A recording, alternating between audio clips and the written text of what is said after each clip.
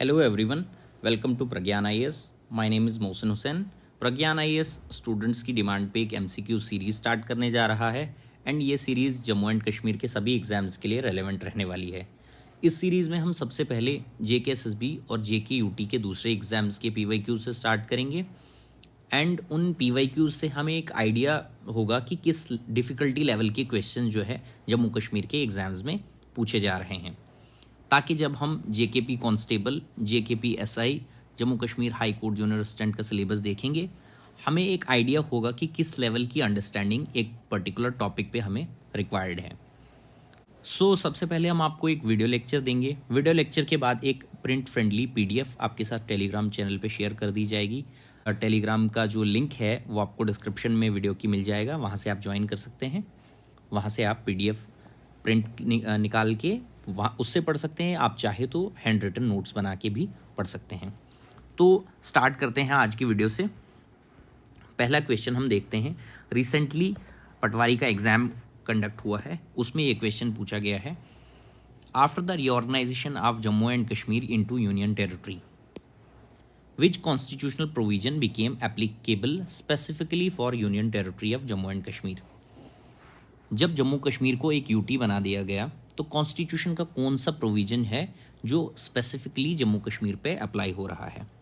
तो 3 आर्टिकल्स हमारे पास हैं. Article 239A, 239 and 240. आर्टिकल 356 जो है, दिस इज समथिंग, ये हमारा इमरजेंसी के रिलेटेड है, तो ये एक्सक्लूड हो जाता है. आर्टिकल 239 जो है हमारा, ये बताता है हमें कि जब भी कोई एक यूटी हमारे पास बना दी जाती है, उस यूटी में हम एक LG अपॉइंट करते हैं, लेकिन वो LG जो है प्रेसिडेंट द्वारा अपॉइंट किया जाता है, और यही LG जो है बाद में यूटी की एडमिनिस्ट्रेशन वगैरह को देखते हैं. 239A आर्टिकल हमारा बताता है कि जो यूटीज़ जैसे कि पुडुचेरी वगैरह है, जहाँ पे हमारे पास लेजिस्लेटिव असेंबलीज भी हैं और काउंसिल ऑफ मिनिस्टर भी होगा, तो ऐसी यूटीज़ का एडमिनिस्ट्रेशन जो है वो 239A आर्टिकल के तहत होगा. तो हमारी जो जम्मू एंड कश्मीर की यूटी है, ये हमारा मॉडल जो है सेम एज पुडुचेरी के मॉडल की तरह है, क्योंकि हमारे पास भी लेजिस्लेटिव असेंबली है. जैसा कि सब स्टूडेंट्स को पता होगा कि अभी रिसेंटली हमारे स्टेट असेंबली के इलेक्शंस हो गए हैं, जो कि कंक्लूड होने वाले हैं, एंड उन्हीं इलेक्शंस के बाद हमारी एक लेजिस्लेटिव असेंबली चुन के आएगी. तो हमारा मॉडल जो है लाइक एज पुडुचेरी है. तो हम जम्मू कश्मीर की यूटी पे 239A आर्टिकल एप्लीकेबल होता है. 240 आर्टिकल भी है. 240 आर्टिकल में ये बताया गया है कि प्रेसिडेंट रेगुलेशंस बना सकता है उन यूटीज़ के लिए जहाँ पे किसी भी तरह की कोई असेंबली नहीं है. तो यानी कि वो यूटीज़ जो है डायरेक्टली एडमिनिस्टर कर दी जाएंगी by the president of India. Next question देखते हैं हम. Arrange the following chief justice of India in A chronological order of holding their office. ये बहुत काइंड ऑफ फैक्चुअल क्वेश्चन है, इसमें कोई अंडरस्टैंडिंग वगैरह की रिक्वायरमेंट नहीं है. इसमें पूछा गया है कि क्रोनोलॉजिकल ऑर्डर में हमें बताना है कि कौन से चीफ जस्टिस ऑफ इंडिया किस किस टाइम पीरियड पे रहे हैं, क्या सीक्वेंस रहा है उनका. तो हमें लेटेस्ट पता होना चाहिए. DY चंद्रचूड़ हमारे लेटेस्ट हैं.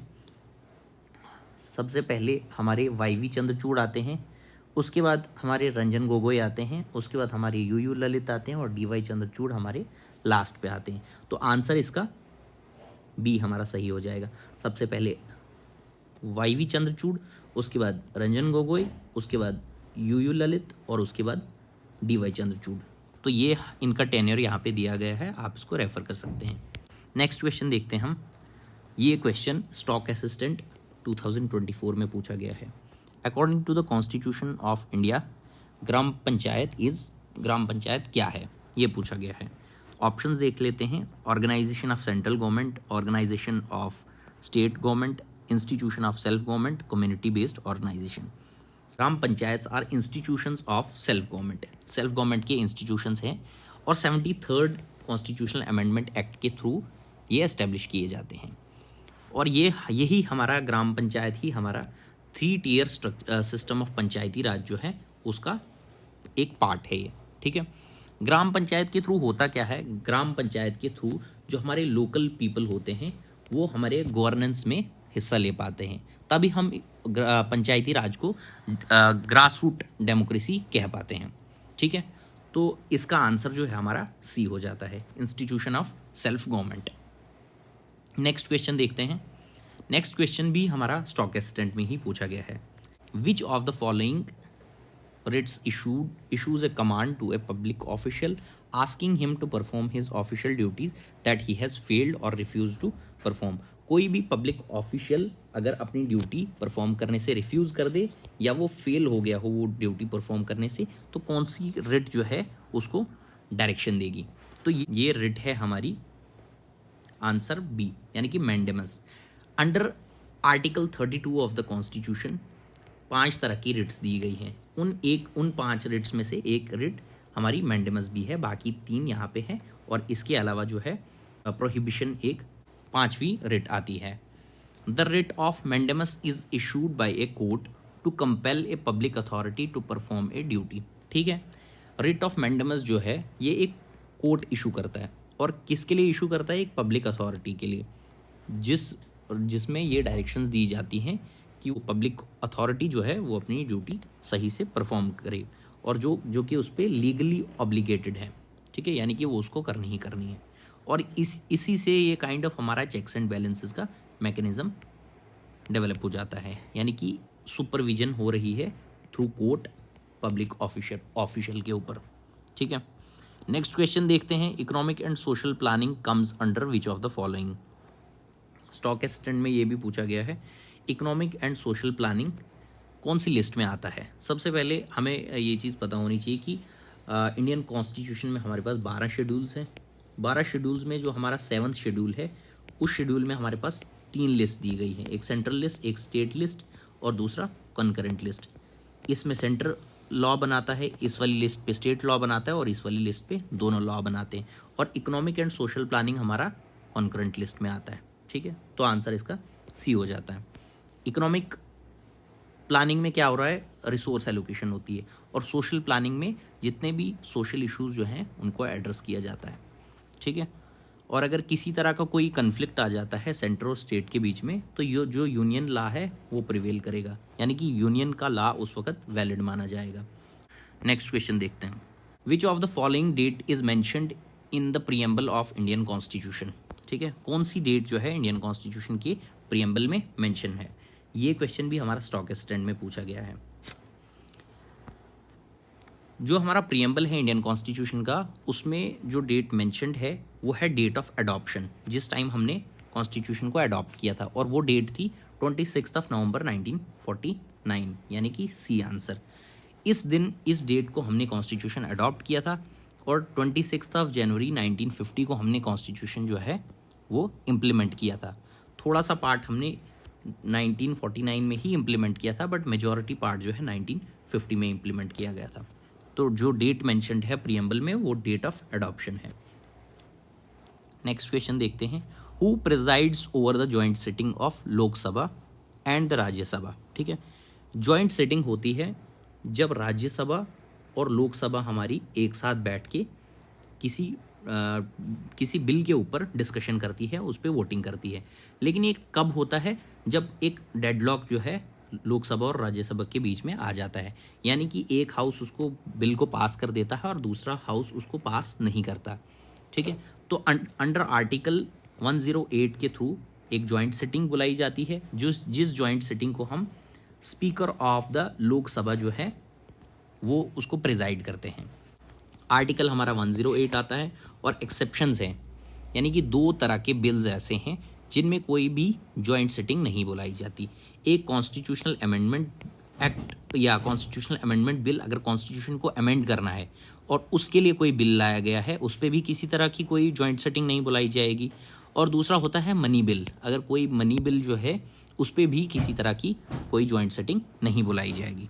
ठीक है, तो स्पीकर ऑफ द लोकसभा जो है वो प्रिजाइड करते हैं जॉइंट सिटिंग को। ठीक है, नेक्स्ट क्वेश्चन देखते हैं। नेक्स्ट क्वेश्चन हमारा फाइनेंस इंस्पेक्टर 2024 में पूछा गया है। Upper house of the parliament is known as.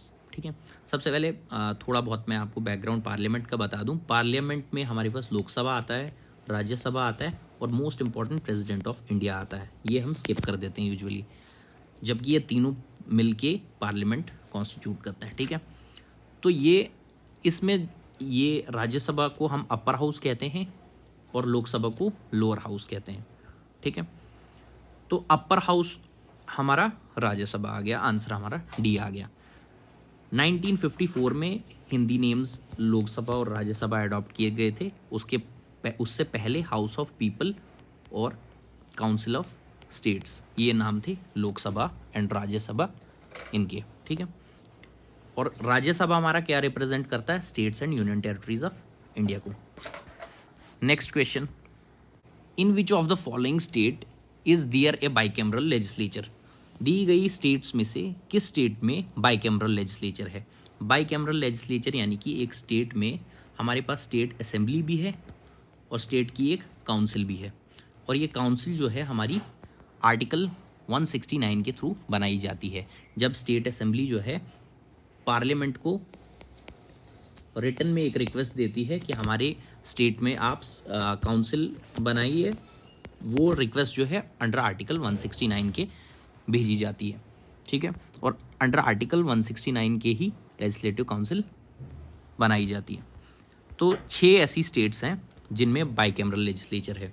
सबसे पहले आंध्र प्रदेश, उसके बाद तेलंगाना, उसके बाद महाराष्ट्र, उसके बाद बिहार, उसके बाद यूपी एंड उसके बाद कर्नाटका। ये ऐसी स्टेट्स हैं जिनमें बाइकैमरल लेजिस्लेचर है। तो बिहार हमारे पास यहाँ पे इसका सही आंसर है। नेक्स्ट क्वेश्चन देखते हैं। नेक्स्ट क्वेश्चन भी हमारा फाइनेंस इंस्पेक्टर 2024 में ही पूछा गया है। हु इम्प्लीमेंट्स द MCC यानी कि model code of conduct for elections in India? कौन इम्प्लीमेंट करता है? तो obviously election commission of India. क्यों करता है? ताकि फ्री एंड फेयर इलेक्शंस हो। ठीक है, इस मॉडल कोड ऑफ कंडक्ट में हमारे पास डिफरेंट गाइडलाइंस दी जाती हैं पॉलिटिकल पार्टीज के लिए और कैंडिडेट्स के लिए, ताकि एक फ्री एंड फेयर इलेक्शन करवाया जा सके देश में। Next question, how many tiers are there in a panchayati raj in India? Indian panchayati raj में 3 टीयर स्ट्रक्चर है, और ये 3 टीयर स्ट्रक्चर हमारा बलवंत राव मेहता कमेटी ने रिकमेंड किया था। बलवंत राव मेहता कमेटी के अलावा अशोक मेहता कमेटी ऐसी कमेटी थी जिन्होंने बोला था 3 टीयर स्ट्रक्चर को हम रिप्लेस कर देते हैं 2 टीयर सिस्टम से। ठीक है, नेक्स्ट क्वेश्चन, तो अगर नेक्स्ट टाइम कोई भी चीज़ पूछी जाती है कि कौन सी कमेटी ने 2 टीयर स्ट्रक्चर रिकमेंड किया था, तो आप उसको अशोक मेहता कमेटी टिक करेंगे। Next question, in which of the following writs provides a remedy for a person who has been unlawfully held in prison? ठीक है, कौन सा ऐसा रिट है जो कि एक रेमेडी की तरह इस्तेमाल की जाती है जब एक पर्सन को कोई भी अनलॉफुली प्रिजन में डाल दे, यानी कि जेल में डाल दे। किसी का कोई अरेस्ट होता है, अगर किसी को अरेस्ट किया जाता है तो विद इन 24 आवर्स उसको मैजिस्ट्रेट के सामने यानी कि कोर्ट के सामने लाना पड़ता है, ताकि उसकी जो डिटेंशन है, उसका जो अरेस्ट है, उसको जस्टिफाई किया जा सके कि वो लॉफुल है या गलत है। ठीक है, तो हमारा हेबियस कॉर्पस जो है, ये रिट जो है हमारी इंश्योर करती है कि किसी भी शख्स को अनलॉफुली डिटेन ना किया जाए, हेबियस कॉर्पस। और ये रिट्स जो हैं हमारी अंडर आर्टिकल 32 के आती हैं। It requires the authority detaining a person to bring them before a court and justify their detention।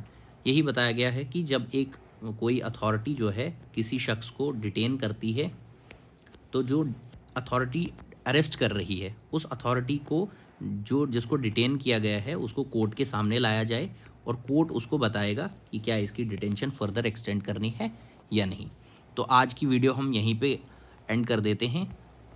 पूरी हॉलिस्टिक अंडरस्टैंडिंग के लिए कंप्लीट वीडियोस को देख लीजिए और पूरी सीरीज़ को स्टार्टिंग से एंड तक देख लीजिए, ताकि आपको पॉलिटी की एक कंप्लीट अंडरस्टैंडिंग डेवलप हो जाएगी। Thank you so much.